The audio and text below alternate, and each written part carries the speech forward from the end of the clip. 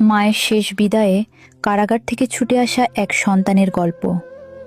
বাংলাদেশের রাজনীতির পরিচিত মুখ লুৎফুজ্জামান বাবর। দীর্ঘ কারাবাস, অসংখ্য মামলা আর রাজনৈতিক টানাপোড়েনের ভেতর দিয়েও তার জীবনের সবচেয়ে কোমল জায়গাটি ছিল তার মা।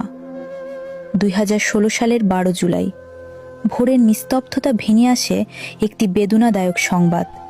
বাবরের মা জোবাইদা রহমান শেষ নিঃশ্বাস ত্যাগ করেন। তখন বাবর বন্দি কারাগারের 4 দেয়ালের মাঝে। মায়ের মৃত্যু সংবাদ যখন তার কাছে পৌঁছায়, তখন কঠিন কারাগারের দেয়ালের ভেতরেও একজন সন্তানের হৃদয় ভেঙে পড়েছিল। দীর্ঘদিন ধরে অসুস্থ থাকা মায়ের শেষ সময়ে পাশে থাকতে না পারার যন্ত্রণা তাকে গভীরভাবে নাড়া দেয়। পরিবারের সদস্যরা জানান, ঈদের আগেই অসুস্থ হয়ে হাসপাতালে ভর্তি করা হয়েছিল জোবাইদা রহমানকে। চিকিৎসকরা সর্বোচ্চ চেষ্টা করেছিলেন, কিন্তু শেষ পর্যন্ত সব চেষ্টা ব্যর্থ করে তিনি পৃথিবীর মায়া ত্যাগ করেন। পরে বিশেষ অনুমতিতে কারাগার থেকে অল্প সময়ের জন্যতে বের হয়ে মায়ের জানাজায় অংশ নেন লুৎফুজ্জামান বাবর। সেদিনের দৃশ্য ছিল অত্যন্ত হৃদয় বিদারক।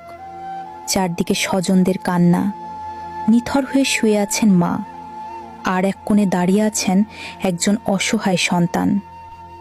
চোখে অশ্রু, মুখে নীরবতা, বুক ভরা কষ্ট।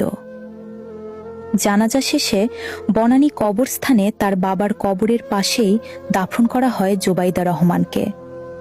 রাজনীতির পরিচয়ের বাইরে সেদিন বাবর ছিলেন শুধুই একজন সন্তান, যে শেষবারের মতো মায়ের মুখ দেখে আবার ফিরে গিয়েছিলেন কারাগারের নির্জন জীবনে।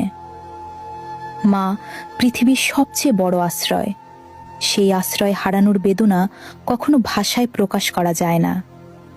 কারাগারের কঠিন বাস্তবতাও সেদিন একজন সন্তানের মায়ের প্রতি ভালোবাসাকে আটকে রাখতে পারেনি। আল্লাহ মরহুমা জোবাইদা রহমানকে জান্নাতুল ফেরদৌস দান করুন, আমিন। ভালো থাকুক পৃথিবীর সব মা।